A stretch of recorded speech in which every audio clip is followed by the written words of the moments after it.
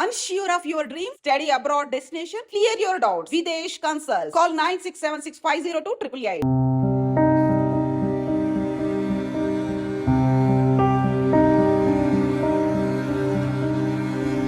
విశాఖలో వరుస ఘటనలు చూస్తే ఏమైపోయింది విశాఖకు అని భయమేస్తోంది. నిన్న మధురవాడలో ప్రేమోన్మాది దాడి సంఘటన తర్వాత ఈ మధ్య కాలంలో ఎక్కువగా చూస్తున్నాం వివాహేతర సంబంధాల వల్ల జరుగుతున్న ఆత్మహత్యలు, హత్యలు, అలాగే మైనర్లపై కీచకమైనటువంటి టీచర్లు, విద్యాబుద్ధులు నేర్పించాల్సినటువంటి టీచర్లు అఘాయిత్యాలు, ఇలా వరుస ఘటనలతో విశాఖ బెంబేలెత్తిపోతుందని చెప్పొచ్చు. ఈరోజు two town police station limit లో కూడా ఒక సంఘటన చోటు చేసుకుంది. ఇదేంటంటే చాలా బాధాకరమైన విషయం. భార్యాభర్తల మధ్య చిన్నపాటి తగాదాలు వచ్చిన నేపథ్యంలో భర్త ఆమెపై చేయి చేసుకున్న క్రమంలో ఆమె అనుకోకుండా కరెంట్ పోల్ కి తగిలి తనకి బలమైన గాయమైంది. తర్వాత ట్రీట్మెంట్ తీసుకుంటూ ఆమె చనిపోయింది. ఇద్దరు కూడా డాన్సర్స్ గా తెలుస్తోంది. అయితే వీళ్ళిద్దరికి ఇద్దరు పిల్లలు కూడా ఉన్నారు. ఇప్పుడు ఆ ఉద్దేశపూర్వకంగా భార్యను చంపాలనే ఇక్కడ ఆ భర్తకి ఎలాంటి ఆలోచన లేదు. కేవలం అనుకోకుండా జరిగినటువంటి ప్రమాదంలో భార్య డాన్సర్ రమాదేవి ప్రాణాలు కోల్పోయింది. కాబట్టి ఇప్పుడు అతన్ని అయితే పోలీసులు అదుపులోనికి తీసుకున్నారు. బట్ ఇప్పుడు విశాఖలో ఉన్న డాన్సర్స్ అసోసియేషన్ అంతా కూడా కేజీహెచ్ మార్చురీ దగ్గరకు వచ్చి మీడియా ద్వారా పోలీసులకు న్యాయస్థానానికి ఒక విన్నపం చేయాలనుకుంటున్నారు. ఎందుకంటే భార్యాభర్తల మధ్య చిన్న చిన్న పొరపాట్లు, తగాదాలు అనేవి జనరల్ గానే జరుగుతుంటాయి. ఈ క్రమంలో జరిగినటువంటి తోపులాటలో జరిగిన ప్రమాదంలో ఆమె మృతి చెందింది. కాబట్టి ఇద్దరు పిల్లల్ని దృష్టిలో పెట్టుకొని ఆ తండ్రికి శిక్ష నుంచి తప్పించాలి అనేది ఇప్పుడు ఈ డాన్సర్స్ అసోసియేషన్ మొత్తం డాన్సర్స్ అంతా కూడా ముక్త కంఠంతో కోరుతున్నటువంటి పరిస్థితి. అసలు ఏం జరిగింది, ఇద్దరు మధ్య ఎందుకు తగాదా పడ్డారు, ఎప్పుడు జరిగింది, ఆమె ట్రీట్మెంట్ పొందుతూ ఎప్పుడు చనిపోయింది, ఈ వివరాలు అయితే అడిగి తెలుసుకుందాం డాన్సర్స్ అసోసియేషన్ తో మాట్లాడి. ఈరోజు అమ్మాయి బాధితురాలు అని చెప్పొచ్చు, ఎందుకంటే తను ప్రాణాలు కోల్పోయింది కాబట్టి. ఏం జరిగింది అసలు ఇద్దరు మధ్య? ఇద్దరు గత 20 ఏళ్ళ నుంచి మాకు తెలుసండి. ఇద్దరు డాన్సర్ల, ఇద్దరు ఒకే స్టేజ్ మీద చేసేవారు. గత 2 నెలల నుంచి ఇద్దరికి ఫైనాన్షియల్ గా చిన్న చిన్న ఇష్యూస్ అవుతున్నాయి. అది తేల్చుకుందాం అనుకునే పోలీస్ స్టేషన్ కి వెళ్ళారు.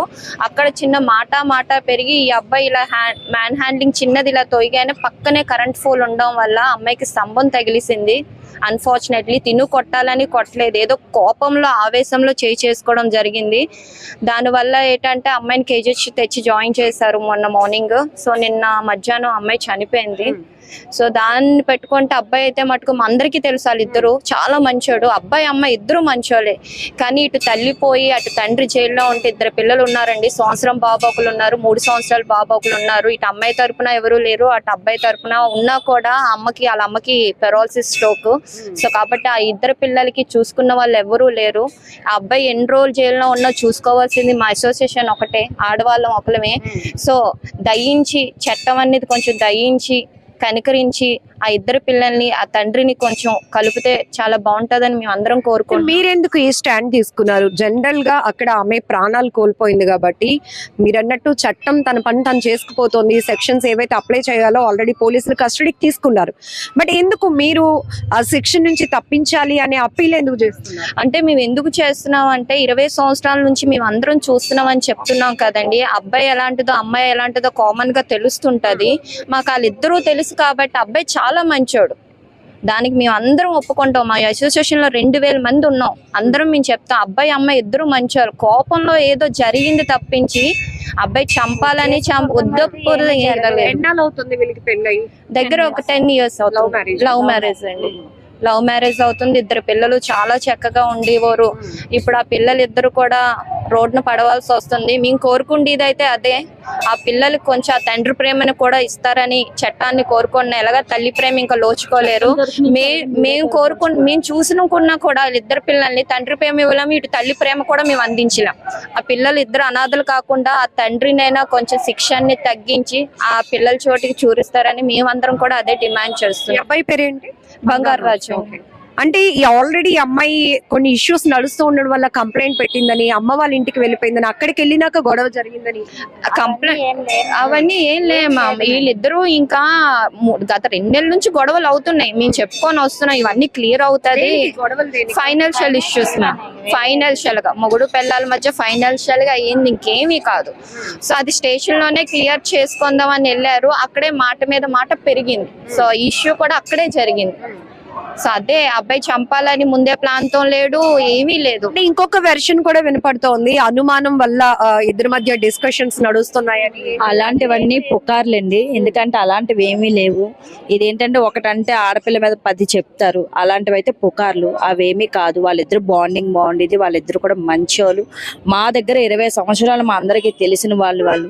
ఏదో చిన్న చిన్న ఫైనాన్స్ విషయంలో గొడవలు అయ్యి ఇది ఎలా జరిగిందని 1కి 2 చెప్పుకొని పుకార్లు పెట్టుకోవడం అంటే కరెక్ట్ కాదు. అది మా అందరికీ తెలుసు కదండి, ఎందుకంటే మాతో వర్క్ చేస్తున్నారు వాళ్ళందరూ కూడా.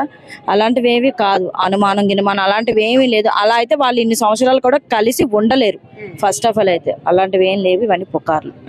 ఏ ఈవెంట్ బ్యానర్ తో వర్క్ చేస్తున్నారు? అమ్మాయి యాంకర్ కమ్ డాన్సర్? ఓన్లీ డాన్సరే మేడం, యాంకర్ కాదు, డాన్సర్.